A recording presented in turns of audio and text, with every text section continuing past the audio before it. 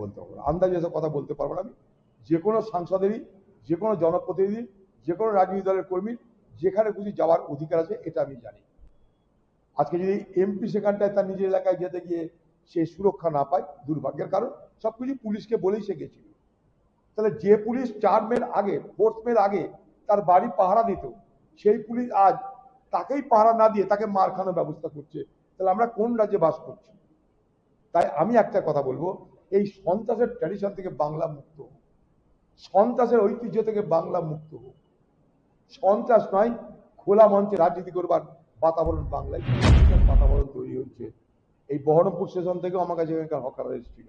আমি যখন রেলমন্ত্রীর দায়িত্ব সামলেছি তাদেরকে অনেকবার রক্ষা করেছি।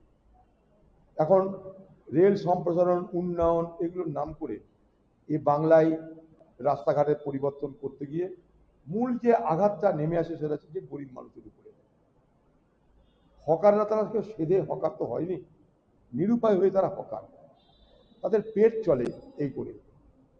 সরকার তাদের জন্য পুনর্বাসনের ব্যবস্থা করুক, সামান্য কিছু রুটি রুজি রোজগার করার ব্যবস্থা করে দিক।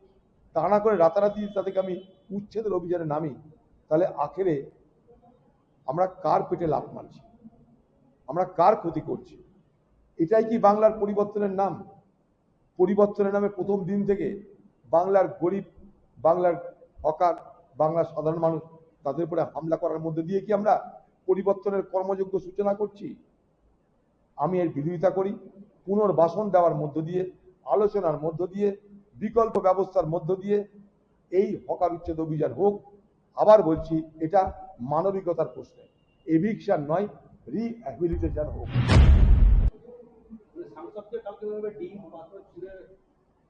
দেখুন, বিষয়টা যে এই বাংলা দশকের পর দশক রাজনৈতিক সন্ত্রাস দেখতে দেখতে আজকে অভ্যস্ত, এবং সেই সন্ত্রাসের এক একটা কুৎসিত প্রদর্শন আমরা দেখতে অভ্যস্ত। আমি নিজে এমপি থাকা অবস্থায় এই তৃণমূলের আমলে রানীনগরে কংগ্রেসের পরিবারে হামলা করে তাদেরকে জখম করে দেওয়া হলো, তাদেরকে দেখতে যেতে পারিনি।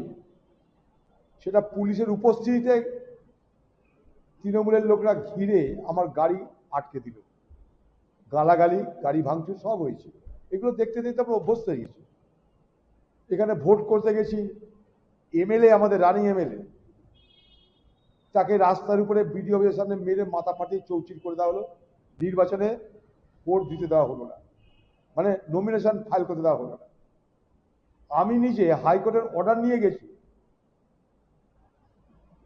সেখানকার এসপিকে বলছি, পুলিশকে বলছি, তারা তো এলোই না, বরং আমাদের যে ঝান্ডা, সেই ঝান্ডাগুলোতে যদি লাঠি থাকে তাহলে ঝান্ডা নিয়ে যেতে দিল না, নমিনেশন ফাইল করতে আমরা পারিনি। তো এই দৃশ্য দেখতে দেখতে আমরা অভ্যস্ত হয়ে গেছি। আমরা একটাই দাবি করব, এ বাংলা সন্ত্রাস মুক্ত রাজনৈতিক পরিবেশের জন্য সুগম হোক। সন্ত্রাস মুক্ত রাজনীতি এ বাংলায় যেন সবাই আমরা করতে পারি, সে সরকারি দল, বিরোধী দল, যেই হোক না কেন, এটা যেন আমরা করতে পারি। তার জন্যে যারাই সরকার থাকবে তাদেরকে সেটা দেখার দায়িত্ব, নিশ্চিত করার দায়িত্ব। কালকে যেটা হয়েছে, একটা সাংসদ তো যেতেই পারে, তার উপরে হামলা করার মধ্যে কোনো বাহাদুরি তো নেই, বরং হামলা করার মধ্য দিয়ে কি হয়, অভিযোগের বদলে নায়ক তৈরি করে দেওয়া হয়, মহানায়ক তৈরি করে দেওয়া হয়। তাই হামলাকারীরা কি উদ্দেশ্যে হামলা করে জানি না। আমার একটাই কিন্তু জিজ্ঞাসা এবং কৌতূহল, যে সোনারপুর এলাকা, সেখানকার মিউনিসিপ্যালিটি টিএমসি, পঞ্চায়েত সেখানকার তৃণমূলের, জেলা পরিষদ তৃণমূলের, এমএলএ তৃণমূলের, এমপি তৃণমূলের, কিন্তু কালকে তাদের নায়ককে, তাদের নেতাকে রক্ষা করতে একটাও তৃণমূলের কর্মীকে দেখলাম না। কেন? এটা আমার কাছে একটা বিরাট কৌতূহল, অবাক লাগলো। পুলিশ সরকারি কথা শুনে থাকবে না, এটা তো আমরা জানি পুলিশ কি করে। যখন যে সরকার থাকে পুলিশ তার দালালি করে, এটা যেতে তো অভ্যস্ত, নতুনত্ব কিছু নেই বাংলায় এগুলোর জন্য।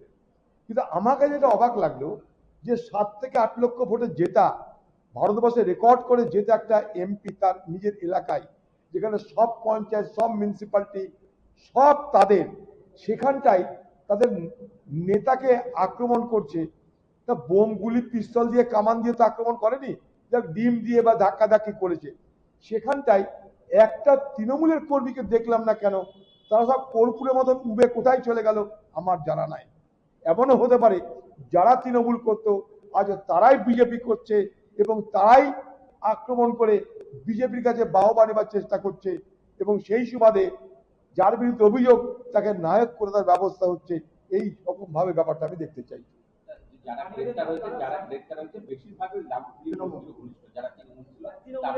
আমি কি বললাম একটু আগে কি বললাম আমি, যখন রেশারেশি চলছে, মানে যেদিনকে 4 মে জিতেছে বিজেপি, তৃণমূলের লোকরা প্রথম জয় শ্রীরাম বলে মিছিল করে দিয়েছে। বিজেপি মিছিল করার আগে তৃণমূলের ধান্দাবাজরা জয় শ্রীরাম করে মিছিল বার করে দিয়েছে। তো দিদি এতদিন ধরে বাংলায় কি রাজনীতি করেছে, কত সংগঠন তৈরি করেছে, কোন সংগঠন তৈরি করেছে দিদি নিজে দেখুক, দিদি নিজে বুঝুক, নিজে উপলব্ধি করুক। আমরা না হয় বাজারে আপনি আমাদের খতম করে দিয়েছেন, কংগ্রেস বলে কিছু রাখেননি, কংগ্রেস অফিস দখল করে নিয়েছেন, বিরোধী দলকে আপনি তৎকাল করে দিয়েছেন, সব ঠিক আছে। কিন্তু তা করতে গিয়ে আপনি যাদেরকে নিয়ে এলেন আর আপনি ভাবলেন যে আপনি ভারতবর্ষে সব থেকে বড় সংগঠক, আপনার সংগঠনের হাল হকিকত কি আপনি নিজে দেখুন আর বুঝুন। করতে পারে এই বিধাননগর পুলিশ একদিন এই মেসিকে কি করে নিতে হবে, যেতে হবে, তা নিয়ে রাজীব কুমারের প্ল্যান অনুযায়ী কাজ করার চেষ্টা করেছিল। সেই মেসিকে তো মানুষ দেখতে পেল না, টাকা দিয়ে মানুষ বোকা হলো। এফআইআর হবে কেন, কি হয়েছে আমরা তো জানি না।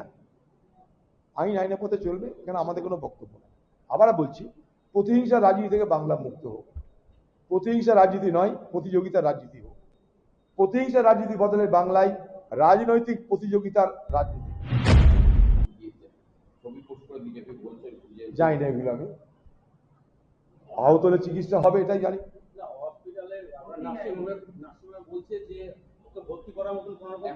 তাহলে এবার কি বল, যদি না থাকে, ডিম টিম মেরেছে হয়তো ভর্তি করার দরকার পড়েনি। মমতা ব্যানার্জি তো করবেই, তার নিজের খোকা বাবুর উপর হামলা হয়েছে, সেটা এটাকে নিয়ে বাজার গরম করবেই। এটাই তো রাজনীতি বাংলা, এটাই বাংলার রাজনীতি। মমতা আরো বেশি খুশি হতে যদি মমতা নিজে মার্কে আতঙ্ক তৈরি হয়েছে, মানুষকে বোঝাতে হবে এটা। অন্নপূর্ণা বলতে কি বোঝাচ্ছে মানুষ জানে না, আমি নিজেই জানি না। 12 পাতার ফর্মে সই করে কি চাইছে কে জানে। আমার নাগরিকত্ব, আমার ডাটা, আমার হাল হকিকত, ভালো মন্দ সবই সেখানে লিখে দিতে হবে। আমার সারে জন্ম, পুষ্টি সব সেখানটা বলতে হবে। এটা আমি কেন দিব, এটা দেওয়ার তো নাম নয়। ভারতবর্ষের কংগ্রেস পরিচালিত প্রত্যেকটা রাজ্যে এই ধরনের মহিলাদের আমরা অনুদান দেওয়ার ব্যবস্থা করেছি, সেখানটা কিন্তু এইসব কোনো ঝঞ্ঝাট নেই। গরিব মানুষ জানে কিসের জন্য গরিব মানুষ চিহ্নিত করবে সরকার, গরিব মানুষ চিহ্নিত করবে সরকার, করে তাদেরকে দেবে। এখন মানুষকে যদি প্রমাণ করতে হয় যে আমিই গরিব, এটা তো মানুষের কাজ নয়, সরকারের কাজ এটা।